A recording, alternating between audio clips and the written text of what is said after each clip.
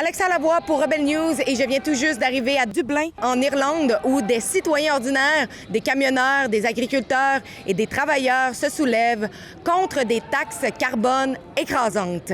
Depuis plusieurs jours, des Irlandais bloquent des routes et des infrastructures majeures liées au carburant, envoyant un message clair à leur gouvernement: trop, c'est trop.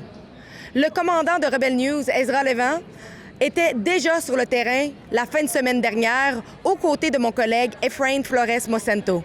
Leur couverture a exposé ce que les médias traditionnels refusent de montrer.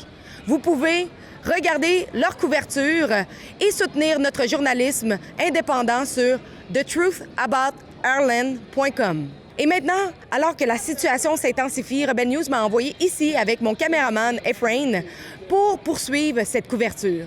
Car, comme au Canada, une grande partie des médias en Irlande dépend de l'argent du gouvernement, ce qui signifie que les manifestants ne bénéficient pas d'une couverture équitable.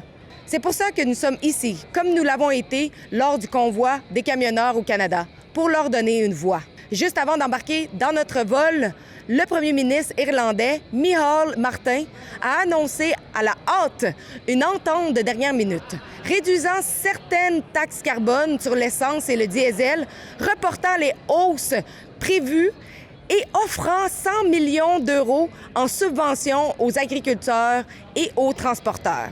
Un plan d'une valeur d'environ un demi-milliard de dollars. Mais pour de nombreux Irlandais, c'est beaucoup trop peu, beaucoup trop tard. Après 7 jours de blocage, les manifestants affirment qu'ils ne reculeront pas et le mouvement commence déjà à s'étendre au-delà des frontières de l'Irlande. Aujourd'hui, un vote de censure sur la gestion de la taxe carbone par le gouvernement doit avoir lieu au Parlement et des manifestants sont attendus en grand nombre. Malheureusement, certaines personnes nous ont dit que certains convois qui étaient en route pour venir ici ont été bloqués par les forces de l'ordre. Nous sommes ici pour parler directement avec eux qui mènent ce mouvement, les camionneurs, les agriculteurs, les travailleurs, afin de comprendre ce qu'ils réclament et pourquoi ils estiment que leur gouvernement ne les écoute plus.